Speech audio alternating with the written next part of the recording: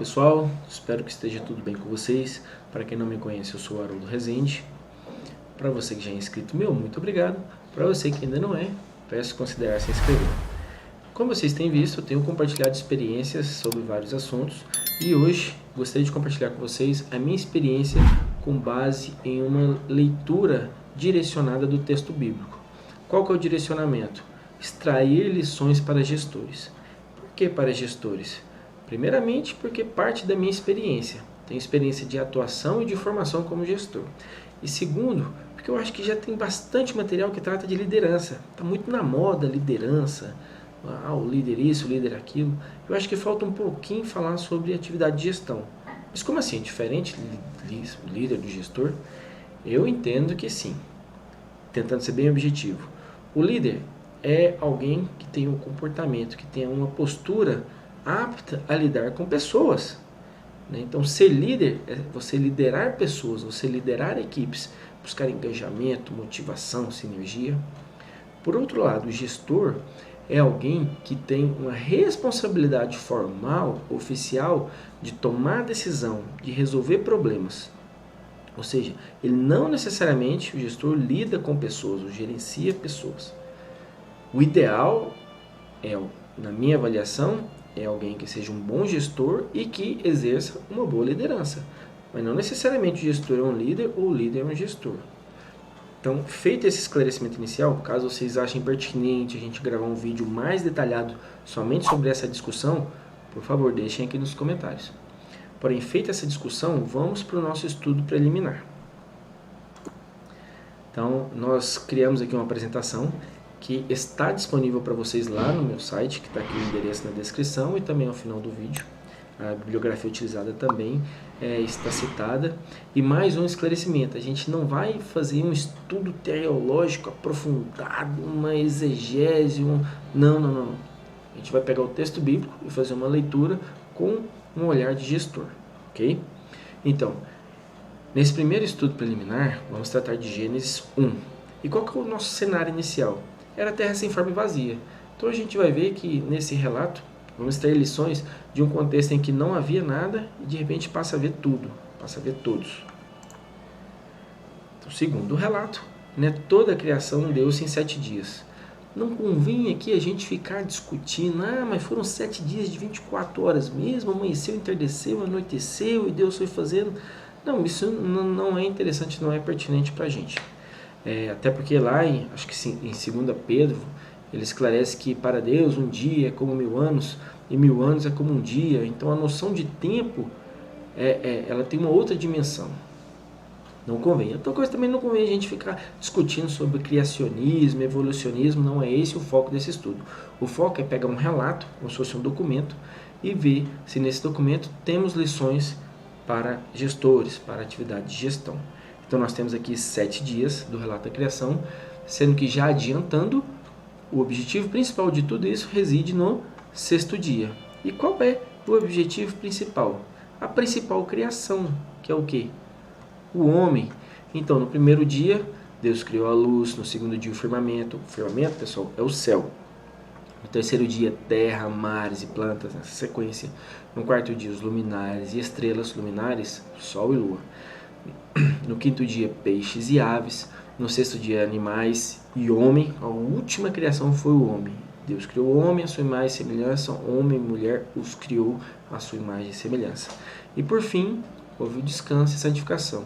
Então pensa, até Deus descansou depois de uma semana de trabalho. Então assim, buscando o equilíbrio, buscando o balanceamento entre gasto de energia, entre dedicação ao trabalho, entre recarga de energia, dedicação ao descanso, dedicação à contemplação de Deus. E não parece haver aqui um planejamento, Eu percebo que é um planejamento estratégico. Então, criou terra, depois que criou a terra que ele foi criar as plantas. Então, criou os mares, rios e lagos, depois que ele criou os mares, rios e lagos é que ele criou os peixes. Então, não parece haver um planejamento estratégico, assim, um foco. Então, no dia que Deus criou o céu, ele só trabalhou em cima disso. Ele não estava fazendo o céu e falou, já adianta ali um molde de barro para fazer o homem daqui. Não. Então, havia um foco também, havia uma organização, né? Então, tipo assim, ó, para criar as plantas, vamos precisar de ter uma parte seca e uma parte molhada, né? Que aí depois viram as chuvas, etc. E competência, né? Deus é quem tinha e tem a competência de criar todas as coisas. Então já são lições que a gente já extrai, né? Depois a gente vai listar todas elas. E é engraçado que havia um objetivo específico para cada dia. Então, além do planejamento, né, estratégico, havia a definição de metas, né, de objetivos claros. Então, no primeiro dia, separar luz de trevas. No segundo dia, separar as águas. Então, haviam 3 elementos, né, na minha interpretação: terra, ar, água. E aí, no segundo dia, Deus separou, né, falou assim: ó, cria-se o céu, águas acima, águas abaixo. Depois, por que criou as plantas? Né? Para que houvesse proliferação vegetal, segundo frutos e sementes. Por que criou o sol, lua, estrelas? Para que houvesse a noção de marcar o tempo, as estações do ano.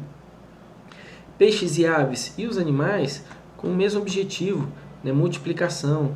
Mas aí o homem tinha objetivos adicionais, né? Serem férteis, multiplicarem, se ocuparem a terra, dominarem sobre os animais, sobre a terra, sobre as plantas e ter as plantas como alimentação. Então aqui a gente já vê os princípios de delegação de competência. Não, então vocês têm competência para dominar sobre toda a criação anterior, sobre os peixes, aves, sobre os mares, sobre as plantas. E também objetivos claros, né? Clareza na missão, nos objetivos. Vocês têm que se multiplicar, ocupar a terra, simples assim. E aí, no último dia, né, o objetivo é adoração, contemplação de Deus, da criação e ter o equilíbrio. Vocês vão trabalhar, mas vocês também vão descansar, né? Que vocês não podem ser escravos, né, do seu corpo, do seu trabalho. E outra coisa interessante também é que está havendo um monitoramento constante, uma avaliação constante, uma conformidade. Deus está sempre verificando se o que está sendo entregue está conforme as especificações. Então, criou a luz e Deus viu que era boa, né? Criou terra, mares e plantas e Deus viu que ficou bom, luminares e viu que ficou bom, peixes e aves e viu que ficou bom. Já no sexto dia, ele fez uma avaliação tanto da criação do sexto dia, como de tudo que havia sido feito antes, né? E Deus viu tudo o que havia feito e tudo havia ficado muito bom. Então é sempre essa autoavaliação, esse controle de qualidade, né? Esse monitoramento constante. Porque, tipo assim, como é que a gente vai criar, vamos pensar assim, não tem como eu criar os peixes porque os mares não ficou do jeito que eu esperava, tá sem sal, né? Não avançou. Então, viu que ficou bom porque ficou conforme ele havia planejado. E a gente vê também um plano de ação, que não adianta nada ter planejado, lá no sexto dia eu vou fazer o homem, mas antes eu vou fazer peixe, se não tivesse um plano de ação e esse plano de ação fosse executado, né? Aquela questão de ter iniciativa e também ter a acabativa. A gente percebe que também a questão da otimização de recursos, né, pessoal? Você vê, tinha terra, ar e água. E com base nesses 3 elementos, Deus criou tudo, inclusive nós, né, os homens. Então já são lições que a gente extrai. Não vamos aqui discutir, aprofundar, verticalizar sobre essas lições. Nós estamos extraindo as lições, né, e aí talvez em algum outro momento a gente possa discutir, aprofundar sobre elas. Então, lições teológicas. Agora são lições que a gente extrai da bibliografia que eu utilizei. Não são lições minhas, são lições dos especialistas, dos teólogos. Eu não sou teólogo, não sou especialista. Estou compartilhando a minha experiência. Então, o que os teólogos apontam como lições? Poder e influência, mordomia e administração, qualidade e excelência, propriedade, pessoalidade do gestor, no caso é Deus, conformidade na entrega, segurança e precisão, moralidade, livre-arbítrio, escolhas e responsabilidade, relacionamento. Para cada lição dessa aqui, dá para a gente fazer uma grande discussão, que não é o foco desse vídeo. Mas eu gostaria de destacar, se vocês me permitem, esse segundo tópico aqui, que é mordomia e administração. Porque hoje em dia, a palavra mordomia ela tem um sentido mais pejorativo. Quem, por exemplo, nunca ouviu falar assim, esses meninos aí estão só na mordomia, o pai e a mãe dá tudo, não faz nada. Não tem. sentido pejorativo, mas nesse contexto aqui não é pejorativo. É uma qualificação da atividade de administração. É como se fosse assim, o administrador é quem administra um bem, uma propriedade alheia. Por exemplo, eu estou numa organização e eu administro os recursos logísticos, ou eu administro os recursos humanos, eu administro a estratégia de marketing. Então, ou seja, é algo da organização, eu estou incumbido de administrar. Já na questão da mordomia, é uma administração mais qualificada. É como se eu administrasse e usufruísse daquilo.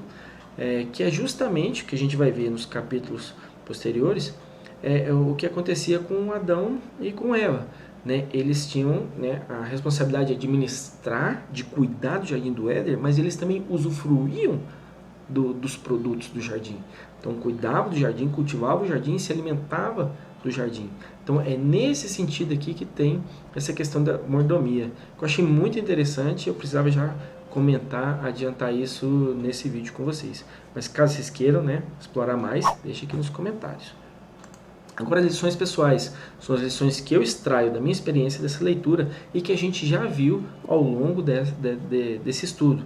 Então, nós vimos a questão do planejamento estratégico, objetivo, foco, organização, competência, né, o plano de ação, monitoramento, né, que é uma avaliação dos trabalhos, das entregas e um controle de qualidade, porque se não ficar bom, não avança para frente. Tem que ficar do jeito que tem que ficar. Excelência. Autoria e reconhecimento, né, Deus como autor de tudo, delegação de competência e limites, clareza nos objetivos e clareza na missão. Então a missão era clara, é criar o homem para que ele tivesse um relacionamento com Deus. E os objetivos? Então, antes de criar o homem, vamos preparar todo o ambiente para que esse homem viva, se reproduza, se multiplique e domine. Né? Então, antes de chegar no homem, que era a cereja da criação, ele precisou desenhar todo o cenário, todo o contexto, todo o plano de fundo, para que não ia fazer sentido criar o homem primeiro. Se não tinha lugar para ele viver, para ele morar, para ele se alimentar. Então, né, a organização é tudo muito interessante como lição para gestor. Otimização de recursos, mais uma vez, né?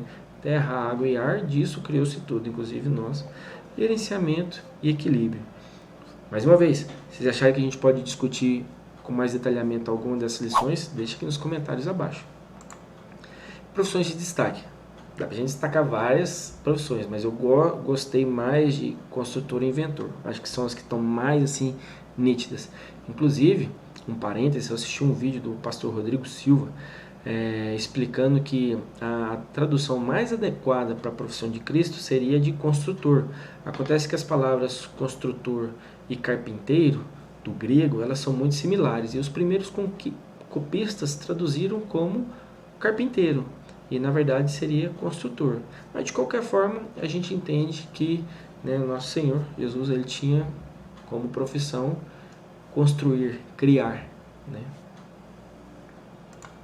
Competência de destaque. Por fim, não tem como a gente falar de atividade de gestão se a gente não abordar competência. E é claro que a gente não vai ficar aqui discutindo competências, listando todas as competências, são muitas competências que podem ser extraídas dessa primeira leitura, mas eu gostaria de destacar a competência de visão sistêmica, que, eu confesso, é a minha competência favorita. Eu entendo que para sermos gestores, para atuarmos como gestores, a gente tem que estar sempre desenvolvendo a visão sistêmica. Tem que ser a competência mais afiada do nosso desenvolvimento.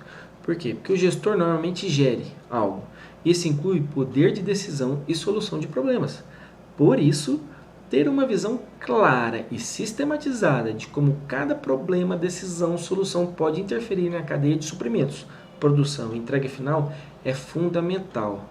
Ou seja, se o gestor, no nosso entendimento, ele tem como função, competência formal, oficial, resolver problemas, tomar decisões, se ele faz isso sem entender todas as consequências advindas da solução, da decisão, ele não vai ser um bom gestor. Ele pode, de repente, tomar uma decisão que vai afetar algo que ele não tinha, que ele nem sabia que existia ou que ele não tinha pensado. Então, assim, a visão sistêmica é que permite essa múltipla integração entre os diversos setores da organização. Eu acho que é a principal competência de um gestor. E você? Qual é a principal competência para um gestor que você entende? Então, pessoal, muito obrigado. Tá aqui o endereço do site, onde você pode encontrar esse material, o e-mail, caso você queira entrar em contato. Eu agradeço a sua atenção até aqui. Se fez sentido, se agregou, por favor, considere se inscrever caso você não seja inscrito. Compartilha, ativa o sininho. Que Deus te abençoe e até a próxima.